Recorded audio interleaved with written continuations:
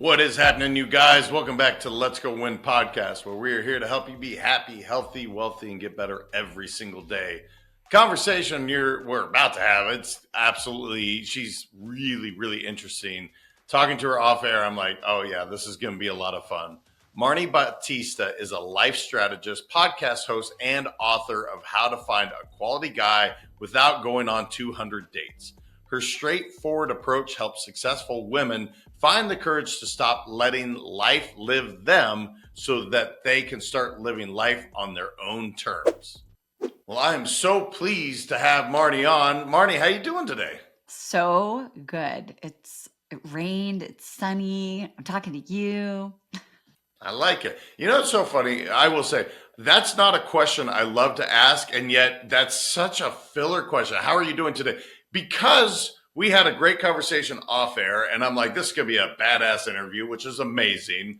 Why don't you tell me something amazing that you're working on right now that really excites you? Because you have a cool background. Some of your questions, I'm like, oh yeah, we're going to dive into those.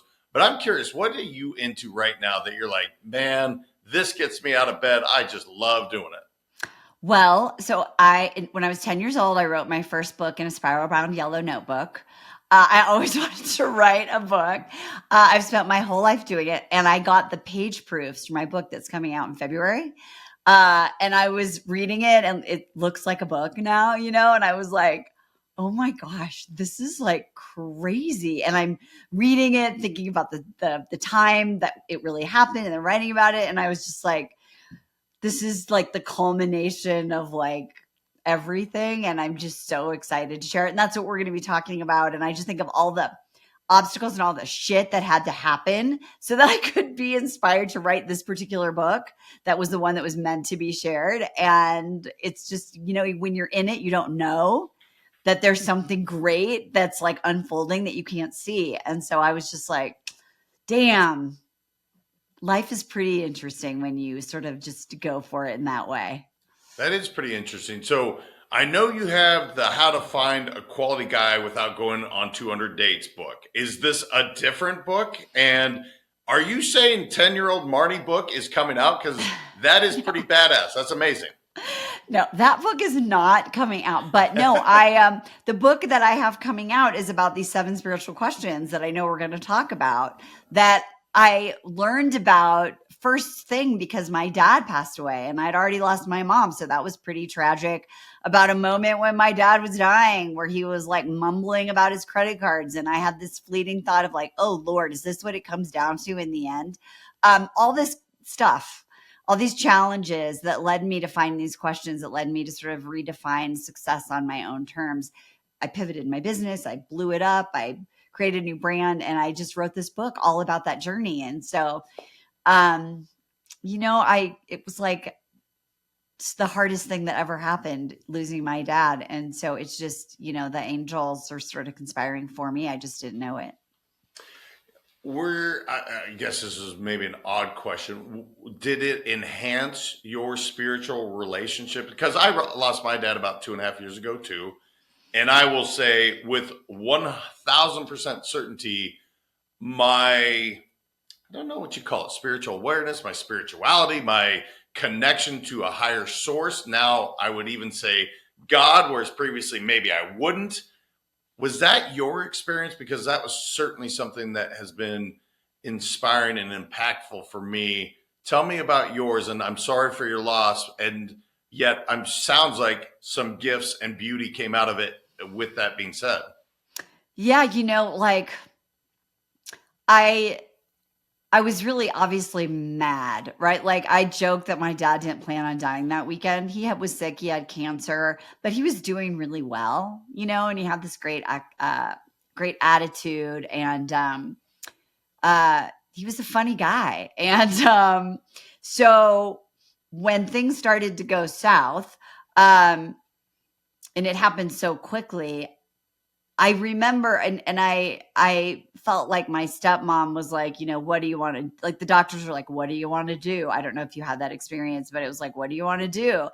And she looked at me and I felt like she was like tossing me the hot potato, like, why are you asking me? Like, I don't want that responsibility. And I remember like understanding in a new way this idea of surrender. And really understanding what is radical faith. And I realized, like, if this is not going to go the way I want, and I believe that, we get in these situations in our lives when we get what we don't want or we don't get what we want. I mean, it kind of comes down to that, right? Where we're like, oh, fuck. And I remember thinking, like, what would it look like if I surrender, not give up, but I surrender to what is really happening? Then I can be with my dad and be in the gift. And if someone's gone through this, they probably know what I'm talking about. But there's this point for me where I was like, I'm not going to fight anymore. I'm going to celebrate this guy's life. Like, he was my guy. And I felt then in that space that I was able to understand that this was the conclusion, that his body couldn't hold his amazing soul anymore. And that my gift from the divine was to actually be in witness of that. Like, he was in witness for me coming into the world. And it was spiritual. Like, when I feel like when he left, like it was, I don't know if you were there when your dad passed away, but like, it was like, whoa, something left his physical self. Like, it changed. And I was like, okay, what's really going on here? And it was life-changing. Yeah, I mean, so I lost my dad in a completely different way. My dad, I lost to suicide. So I was completely unexpected. However, with that being said, the word surrender was 100%. It's so interesting that was your focus point, because the Surrender Experiment was the book I turned to immediately. Yep. Right? Great book. Yep. Yes, Michael Singer just absolutely crushed it. But I remember, because I had read it before, and I'm failing on his other book that I read prior. But I immediately, when my dad was gone, I knew I needed something, and that's the book I turned to. So when you said surrender, I was like, oh man. So yeah, it's an interesting idea, right? Because you're grieving so much the pain and the loss, and yet it sounds like you had a beautiful experience spiritually, which I know that sounds odd sometimes, but yeah, I think that's kind of when it maybe comes to us, is in those odd times, if we're willing to see it and accept it. Yeah, and that was really it. And I think that universally we get into this attachment of how we think our life is going to go and how we want it to go, and from everything from, like, getting a promotion to winning a game, to whatever it is, right? Or a guy or a relationship. And then when it doesn't go that way, we're like trying to make meaning of it and fix it and control it. And that's, our brain doing its primitive brain thing. And to master, and I don't think we ever really fully master it, but to be in the pursuit of mastering that fine line of, like, moving forward for a vision or a dream while also surrendering to the how, and to sort of the divine picture is, to me, part of what makes your life or one's life meaningful and fulfilling. And it's also, the greatest growth edge that we have as humans, I think. Yeah, no doubt about it. I'm curious, just because, again, the experiences were so vastly different. You let go of the control. You can't control the outcome, right? It's literally, it's the definition of I can't control it, even though I want to. Did you have any unanswered questions? Because probably still the most challenging thing, and I've had to really surrender to this idea, is I will never know, right? The ultimate question I want answered, I'm not going to know. And so that has been my process, and not to make it about me, because that's certainly not why I have you on the show, but I'm just curious, the beauty of having your dad and seeing that, you know what, there's an end coming perhaps, and I want to get all the questions out. I lost that opportunity. Yeah. Now, what's interesting, my mom's still alive, I'm questioning myself. Am I taking advantage of making sure I get all these questions answered? So how was that for you? Oh my gosh. Well, this is interesting because my mom died when I was like 41, and I was in a completely different headspace. I had 3 kids, they were small. I was too busy with myself to seek wisdom, which is one of the 7 spiritual questions, to seek wisdom of myself or her. And so my I'll never know is and I get emotional thinking about it, like all the conversations I never got to have with my mom, right? Like, and now that I'm 58, she died when she was 64. Actually, part of my whole sort of like pivot and writing this book and changing my life was that I was 55 and I looked around my house that had become an emotional museum to motherhood and the life that was ending, and thinking, dude, if you have 9 years to live, do you want to sit in this house being like sad that it's over and waiting for your kids to come visit you and like keep pushing what to win and achieve and all that? And the answer was like, hell no. And so now I'm like, I just wish that I could ask my mom all these questions, about like her life and aging, and I don't have her. And so I want to really make sure that part of my mission is that we remember to or reevaluate how we are defining success in our life when we can appreciate the things that are really important, so that we're not like my dad, like laying on his deathbed being like, oh, I have credit card bills, or me being like, wow, I was just so focused on like raising my kids and like, looking this certain way and having everything good on, like we're the perfect family, like all that crap, and money and all this stuff, that I didn't savor this opportunity to really focus on what really matters to me now to make really define a meaningful life. I'm curious on your process. So the 7 spiritual questions, and I want to get to at least 1 or 2 of those. Yeah. Do you have a process when you ask that? Because I'm guessing these are deeper than, like I started the podcast with, how's your day going? Like, such a shitty question, man. Like, stop. Like, but I know they're filler questions that we all do, but we're talking some serious, deep questions. What does that look like process wise? And I'm asking very specifically for a reason, because I have found that I have a process when I have deeper questions, I'm seeking deeper wisdom. And often when I talk to other people, they're like, I don't even know what you're talking about. Mm-hmm. And so somebody that's written a book this deep, I'm like, all right, cool. What does your process look like when you go ask these questions? And was it literally writing the book that allowed you to arrive at some of the answers? I have so many questions. So let's start with your process, and then I can't wait to hear 1 or 2 of the questions that you ask.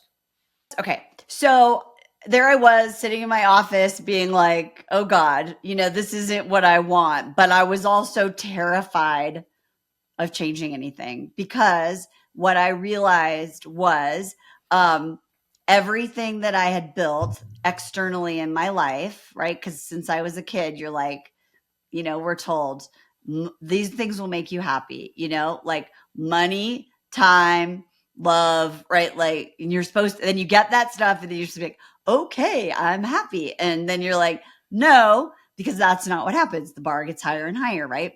And so I didn't know what to do. And I didn't know how to find out.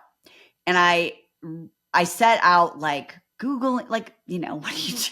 Like, what should I do? What will make me happy? And I just really couldn't find anything for women in midlife other than like get a hobby and like ways to like let your kids be independent and all this stuff. And I was like, that is so not my problem. So I realized like there needs to be a process. So the first thing that I did was I ended up through my research finding out about this life design process that comes from the design thinking model at Stanford University that is used to actually design products. It is, like world renowned. Like when I work with clients that have MBAs, they're like, this sounds like the design thinking model. And I'm like, yeah, it is. Okay. So the process was when you're designing a product, you have to get to know the user of the product, right? And so all these consultants and product developers do a shit ton of research to figure out the user. And so the first thing was like, well, who's the user of this product? The product is my life. I'm the user. I went with it like blank slate. That was hard. And so what I realized, and this is why I was like, oh God, no one else is doing this, is like, nobody's asking the spiritual question to who are you? They're just saying like, what do you like to do? How do you like to do it? What makes you happy? And when I was in a group doing this process, most of the people and the person who was doing it wasn't driven by a spiritual orientation. So people were just getting stuck. I don't know. Who am I? I don't know. And they were trying to solve the problem with their head only. And there's just roadblock after roadblock. And so that moment coincided with me sitting in a Jewish high holiday service, listening to a sermon about these 7 questions. And so the story goes, it's in like the ancient texts, like Old Testament, all this stuff. And the story, it's a story, right? Is, you're at the gates of heaven and they're like, okay, we're going to ask you these 7 questions. Did you lead a meaningful life? And I was like, whoa, my dad had just died. I was like, I don't know what to do. I'd gotten into the ski accident. So I'd been like in bed for 3 months, not being able to move. And so I couldn't do all the things that I thought made me happy. The universe really was like, we will force you to listen. And so I started deep diving into the questions. And then I was like, wait a minute, these questions are actually really important to actually go through the intellectual process of life design. And so once I started to ask these questions and fulfill on them in a different way, everything started unlocking. And so one of the first questions that I had there's 2 that we can talk about today. One is, did you seek wisdom? And the other one is, were you, right? Like, were you really you in this lifetime? And what does that mean? And so those 2 things were like the starting point to like help me unlock the deeper answers to like, who is the user of this life that I'm going to create? That's fascinating. And the second question, I just have to. So, were you? I'm going to just pretend for a second because I've asked myself this many times.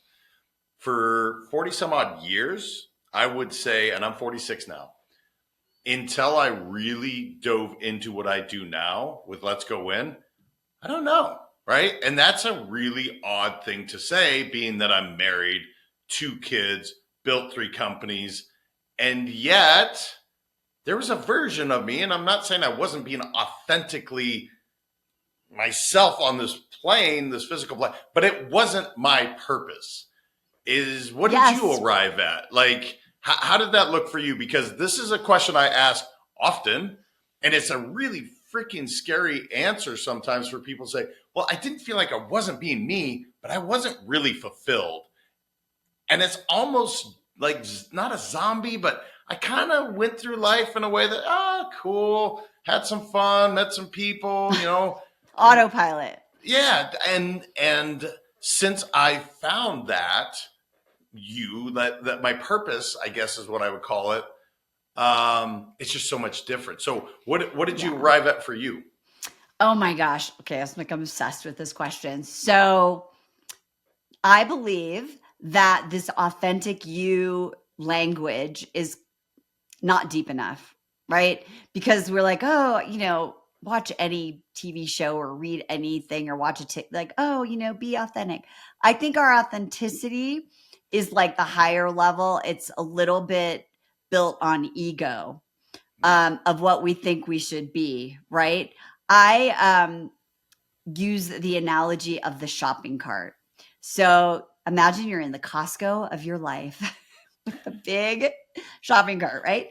And you have all these shoulds that have been like baked in by society, by your parents, by religious leaders, by society, by TikTok, by all these things, depending upon how old you are, right? And you're in there and you're like, oh, I would like a supersize, like high paying 6-figure corporate job. Yeah, put that in there. I would like to drive a Tesla, da da da, because this says this about me. Put it in the shopping cart, right? And we build all these things in our shopping cart that we think is like our identity, based mostly on shoulds. And then we go around trying to like compare ourselves. Oh, I don't have that, so I need more of that. If I get more of that in my shopping cart, then I'll be happy. Then it'll be more me, right? But what happens most of the time is that we wake up at some point, we're like, shit, this isn't really doing it. And it feels terrifying because you worked really hard to fill that shopping cart with the right things. So what I do is what I call soul mapping. And soul mapping is based on some of this life design model, some of this design thinking model. But what we're trying to do here is we're trying to actually figure out what at the soul level, the essence of you, really who you are. If you can dump out your shopping cart and really figure out what is it that you are meant to do, how are you meant to do it best, and what are the core motivations, and use that soul map to design everything in your life, from your career to where you live, to your friends, to how you spend your time. And once you get into designing everything from the soul level, people experience, myself included, my clients, like, you literally wake up every day and you're like, damn, I can't believe this is my life. And it doesn't happen overnight. You don't blow up your life. It's very strategic because, when you're building a new product, you don't just like spend billions of dollars and be like, okay, do you guys like it? You prototype, you test, you experiment, you get feedback, you assess, you adjust, you refine. And that's really part of the process. And so I challenge people to say, like, where you is really to understand at a soul level. Are you really being who you are, and are you expressing it in this lifetime? I've heard of it before, but how does this work? No freaking clue, man. Like, am I asking the right questions? I've done some pretty cool journeys. I've definitely done some really, really deep meditations. I spend a lot of time with me, with no thoughts, with me, with intentions. I spend that time. What is soul mapping? Let's kind of, if we can, describe this. And so I don't forget, I want to make a notation. I'll write it down. I don't want to forget to go back, because there's this cross thing with religion, spirituality that I want to get to based on something you mentioned. I'm like, oh, that's really interesting. So don't let me forget. But put a pin in it. Put a pin in it. And what is soul mapping? Is this something that everyone could be doing now? Do they hire Marni? What does this look like? Well, so I'm going to tell you how you can do it yourself, but of course I'd love for you to have me help you do it.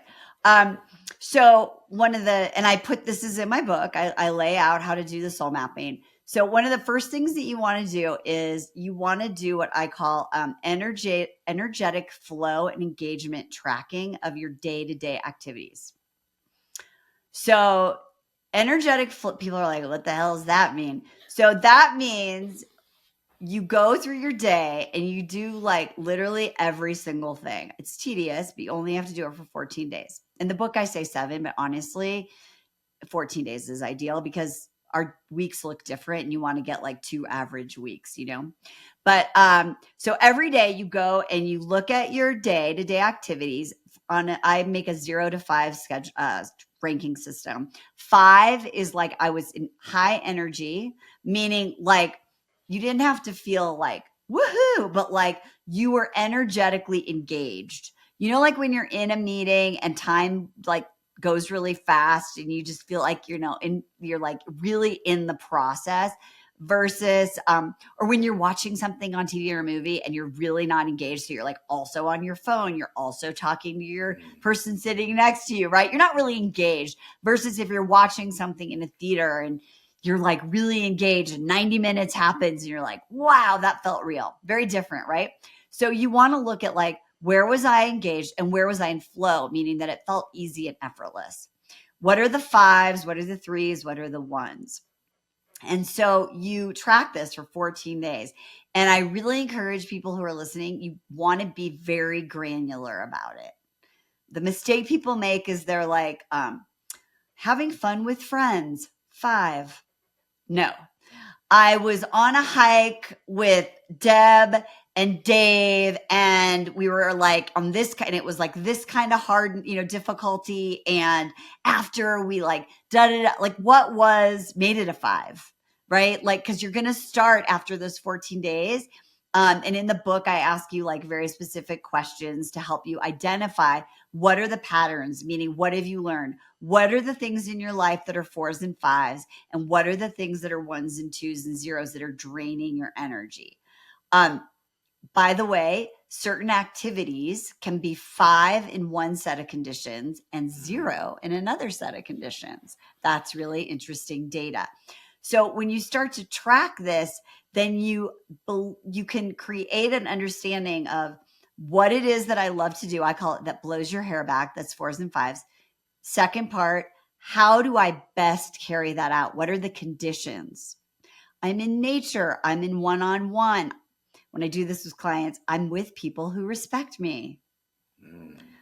Right? Like I'm with people who listen. They ask me questions about me. It was early in the morning. There was a lot of bright light.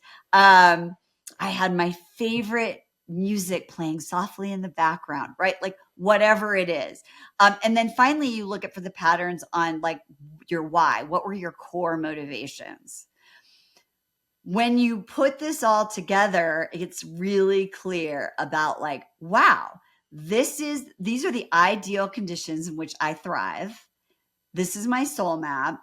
This is the directions. So now I start building from this place. Very long answer. I walk everyone through it in the book. No, great. And so let's go check out the book for sure. What is the name of the book? Because I want to make sure we put that out there so people can go grab it. Because look, you gave a great example. Doing podcasts, I am in flow 90% of the time. However, there are certain guests where I'm like, fuck, man, this is just brutal. Like, I love podcasting. It's truly, professionally, it's one of my favorite things I do, if not the favorite. And yet, when you said sometimes it's a 5, sometimes it's like, dude, it's a 2 or a 1.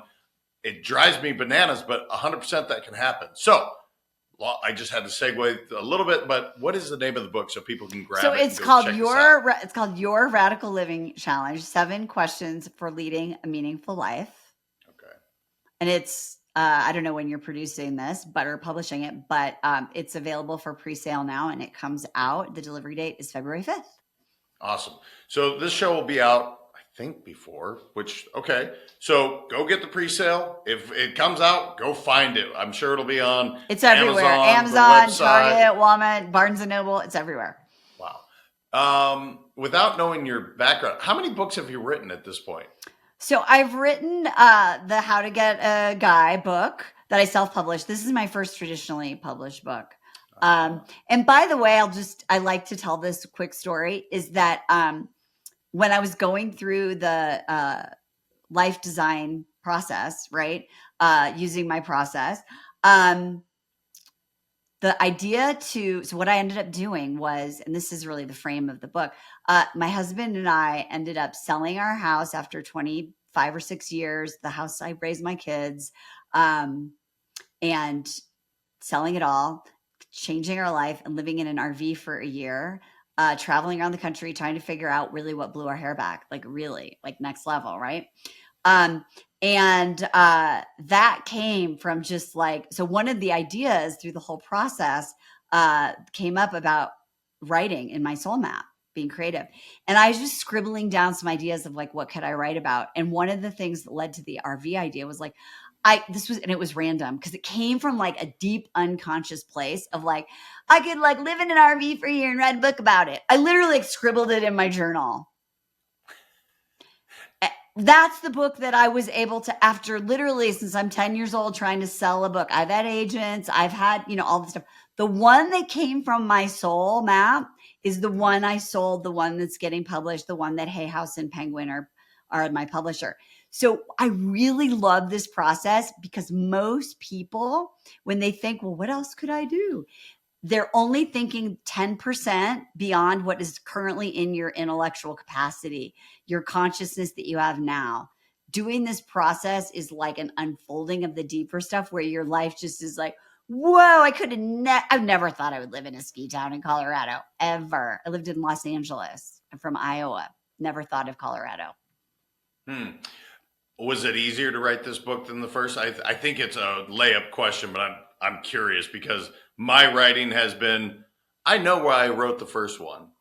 I definitely know why I wrote the second one. The third one, I was writing while I lost my dad. So it was such a different experience. And my question is I'm curious because did you force the first one versus this was just like flowing? I'm just curious. I guess that would well, that's such a great question. So the first one that I self-published, I wrote as part so I had written a bunch of essays and things like that. And so in that first book, I share my own, it's about dating and relationships. And I had some essays and pieces that I had written, and I did put that in there, and that felt really good. But the should was the business coaches were like, you need to write a book for your business. We're going to offer it as a PDF on your website. People will download it, blah, blah, blah. It was a should, right? So what I had to do is I had to fit like the part that was my heart, right? The memoir kind of stuff about my divorce and dating after and all of those things. And then I had to put it into like, what's my process and my formula and mix it together in a way that was okay. It was fine. It's a great book. People read that book and they write me and they're like, thank you for sharing your story. This was so helpful. So it's a good book, but I couldn't sell it like in a traditional publishing way. And it served a huge purpose in my life and in my business. But this one was like, this is like one I had to write it. It was just, and I wrote it while I was in the RV parts of it. And so I was like going through it while I was writing it.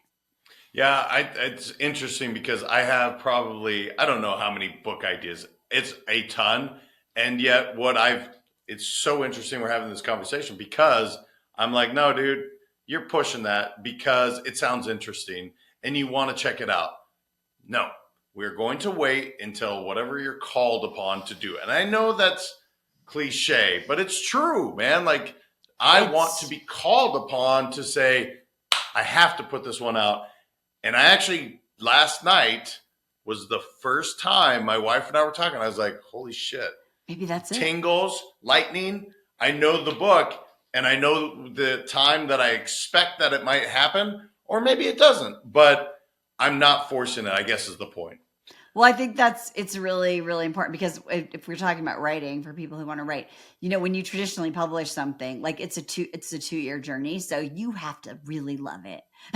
Because you're going to be living it for years. And so that's why we're doing this interview. Like I could do this all day long and just talk about it. So it's cool. No, it's so cool. All right.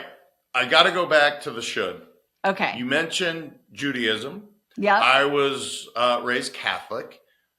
Both have a form of guilt and should. Now, this is not to come down on either one. So we're clear. This is not a judgment for any Catholics or, Jewish folks, because I live in Boca, man, like 90% of my neighbors. So I'm not offending anyone. So we're clear. No, in my family, we joke, we call it the chamber of guilt. Yeah. And so we're like, don't put me in the chamber. I'm like, okay.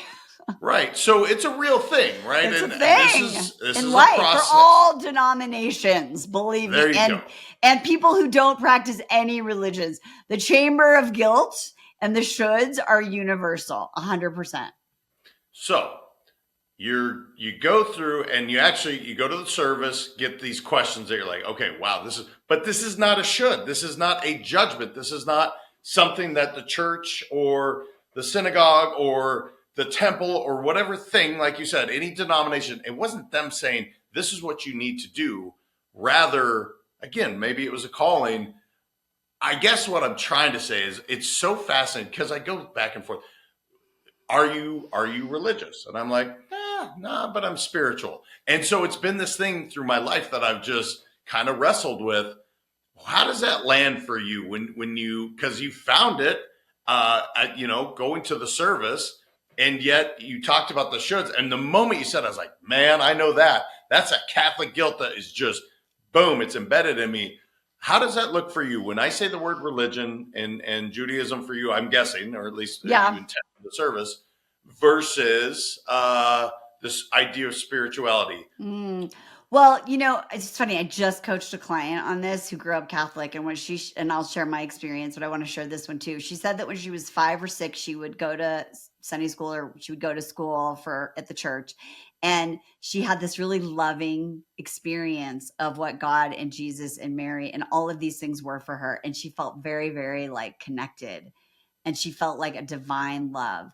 And then the older she got, as she went through the system, there were all these rules and shoulds and guilt that were imparted on her. And so yesterday, in this soul mapping experience that we did, she felt for the first time a return to that pure love and connection and God that was innocent without the rules.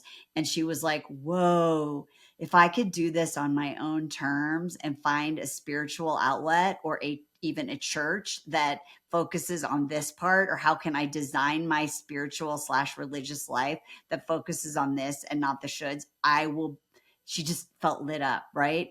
Because she returned to that place of purity for her. In my own experience, I was raised a Reformed Jewish, like very chill kind of vibes. And now I'm in Steamboat, and there's this tiny little community. And there's a rabbi here, and I didn't even know it's called like renewal. It's like, there's like 80 flavors of being Jewish. And anyway, and I was like, what's that? And she was like, oh, so what we do. So there's like I'm like, what is reform actually? Anyway, I'm back actually asking questions, right? And she's like, well, reform is like you take the rules and you just modernize them. And renewal is like, why are there rules anyway? Right? Okay. So I'm like, these questions, what I did is I universalized them. I changed the order, and I made them very much, if we're going to put them in they're probably more Buddhist than anything. Do you know what I mean? But what I've realized in talking to lots of different clergy about them is they're like the core, pure sort of sense of divine and love that I think most different religions, like if you take out all the stuff, that's like the heart of it. They're just like, they're human qualities and characteristics. And I joke that if these 7 questions had a better publicist than the publicist for the 10 Commandments, we'd all be talking about the 7 questions, because the 10 Commandments are like, first of all, they're kind of basic, like don't lie, don't kill. I mean, do you know what I mean? For someone who's probably listening to this podcast, like Please you're don't. probably not stealing from your neighbor and killing people. We're just going to say this is for you. If you got that one down, mostly you're not coveting, you got it. These 7 questions are really more, how do you express more of who you are in this world and have a fulfilling, meaningful life in a way in which you're no longer comparing yourself to others, in which you're honoring the things that are important for you, and you are developing a relationship with yourself so that you can listen and be guided by that. Yeah, no, it's really good. I like the way you broke that all down. I think what I've arrived at, because look, I think they're labels that we get put in, or we put them on ourselves, right? Yeah. So again, my father-in-law is Buddhist. For 20 some odd years, that's where I would have put myself. Maybe a Taoist. And then I'm like, you know what? I really don't give a shit what you call it. I have a relationship with a higher being, and I'm really good with that. But Amazing. It is fascinating because so often, well, you're this, and I'm out of curiosity. I want to ask questions and understand it. But the truth is, what I really want to know is, do you have a good relationship with your God or your greater being? Does it make you a better person? oh, cool. I don't care what you are if it Ex- makes you a better person, right? Exactly.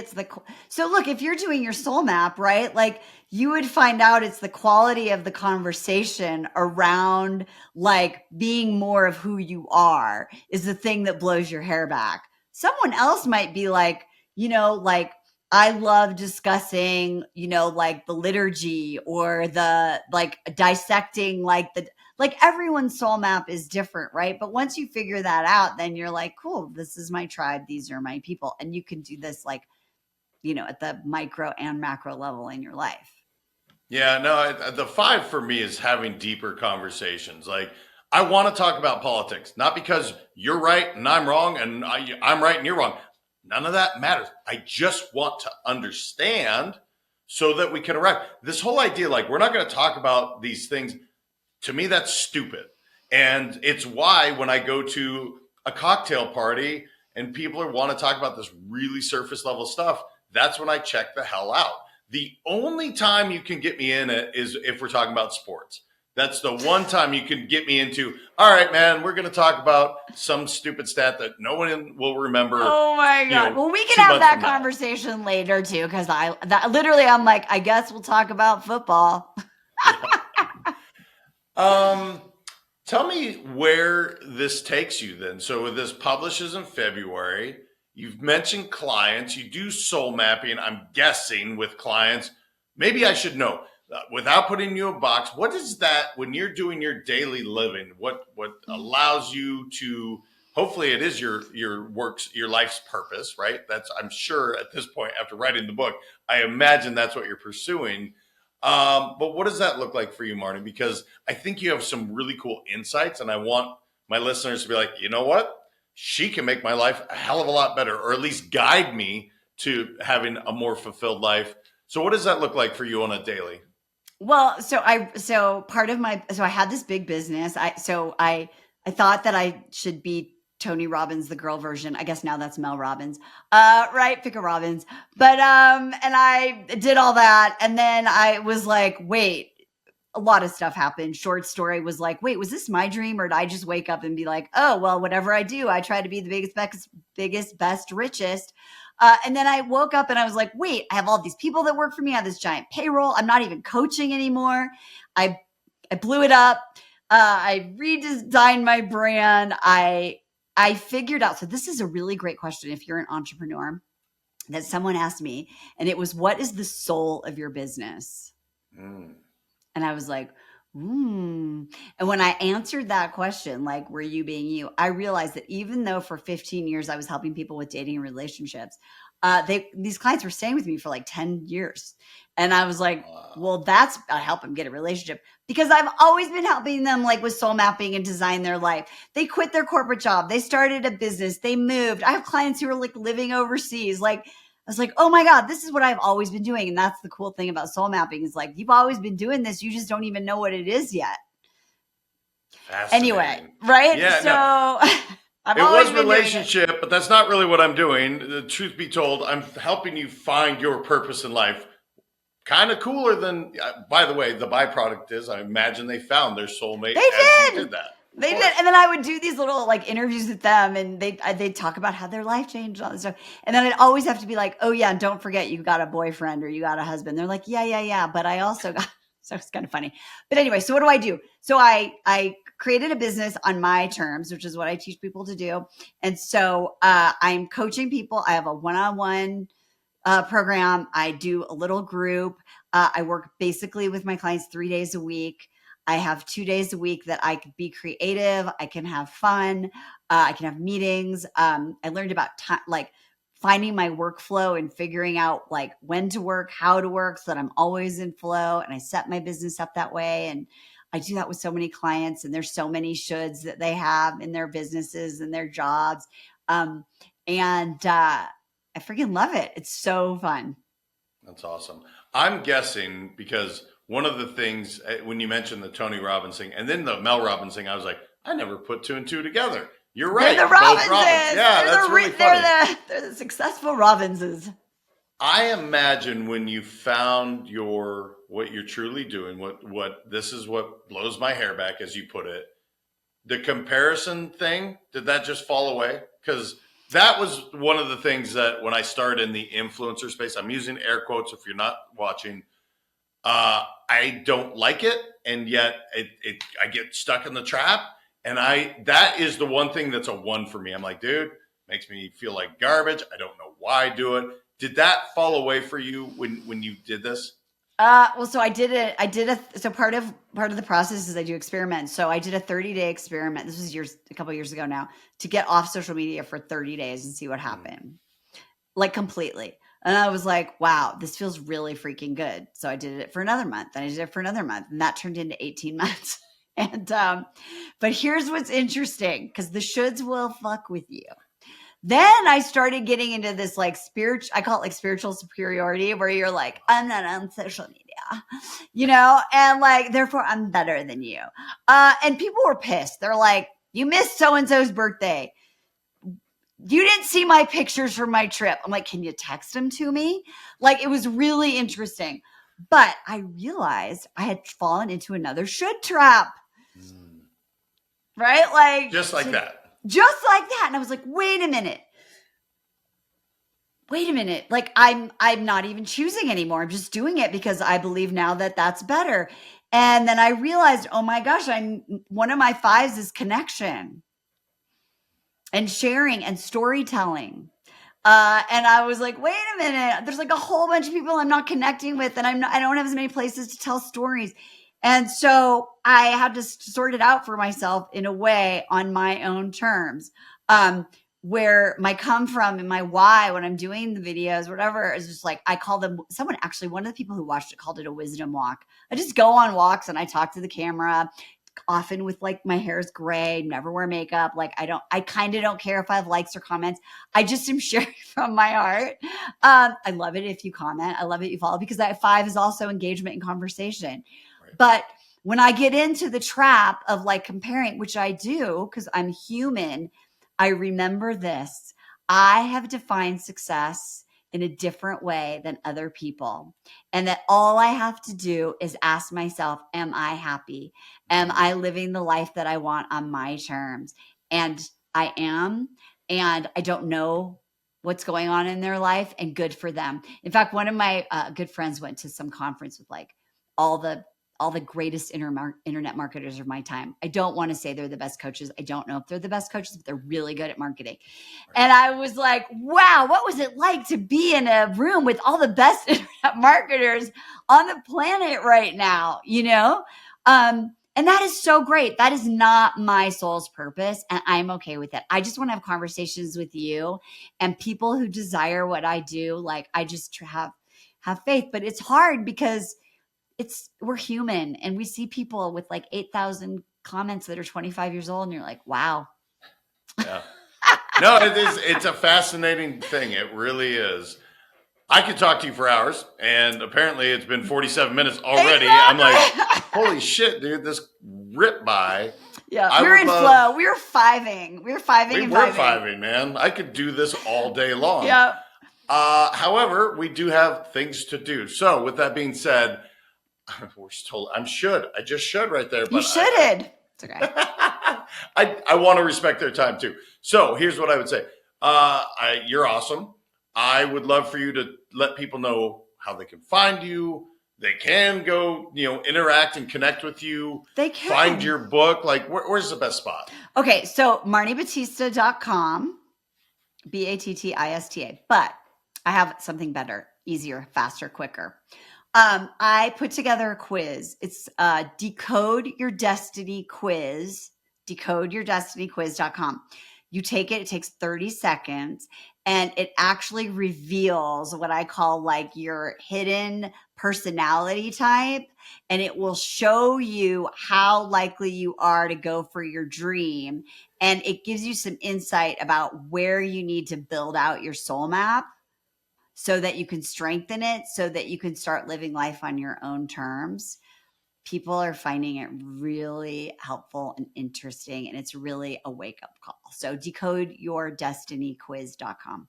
All right. I'm going to do it right after this. It sounds cool. I'm proud. I'm happy for you. And that twinge of envy, I'm like, I want to do a quiz. That sounds awesome. We can talk offline. I can tell you all about it. Thank you. I look forward to it. Marni, you are awesome. I appreciate the way you showed up and so many cool things that you talked about.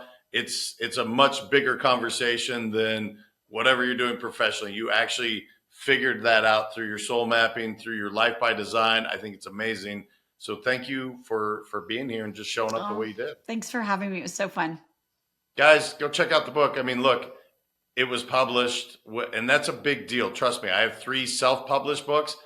I don't even know how she did that, but I'm curious. And so I definitely want to check out the book, not because of that, but more because these are deeper questions. That is definitely a 5 for me. And I know it's going to be a fantastic read. So connect with her. Check out the book. Go check out Marni, because I think you should. This certainly enriched my life, and I want you to enrich others. So with that being said, share this with people you love. This is a cool conversation. It's definitely going to help other people as well. Until next time, remember, your mindset matters. I appreciate y'all. We'll talk soon.